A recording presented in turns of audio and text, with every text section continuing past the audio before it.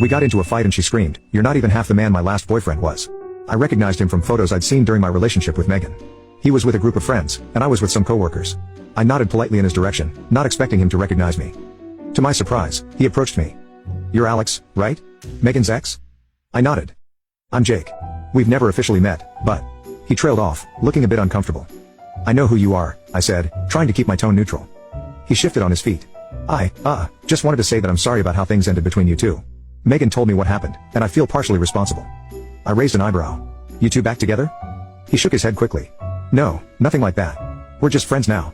We run into each other sometimes at group gatherings." She mentioned what happened, about the comparisons and all. I told her it was unfair to you.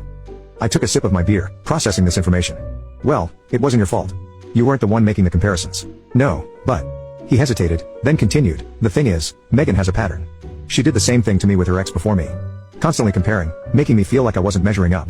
It's one of the reasons we broke up." I stared at him, letting this revelation sink in. All this time, I thought I was being measured against this perfect ex-boyfriend, only to find out that Jake had been in the exact same position I was in. "I just thought you should know," Jake added. "It wasn't about you not being good enough. It was about Megan's own issues." We ended up talking for a while after that. Jake was actually a decent guy, and we had more in common than I would have expected. As the night progressed, I found myself feeling grateful for the encounter. It provided a kind of closure I hadn't realized I needed. A year after our breakup, I received an email from Megan. She had decided to move to another city for a job opportunity and wanted to discuss arrangements for Max. She suggested that since I had been consistent with our weekend arrangement and clearly loved him as much as she did, I should consider taking him full-time. I was surprised and touched by this offer. We met to discuss the details, and she explained that the move was a fresh start for her, part of her ongoing journey of self-improvement. She had been offered a dream job in Seattle, and while she would miss Max terribly, she knew he had a good home with me. During this conversation, she also offered a deeper apology than any she had given before.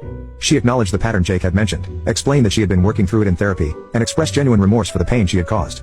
The apology felt sincere, free from the emotional manipulation of that night at Ben's house or the desperation of our first post-breakup conversation.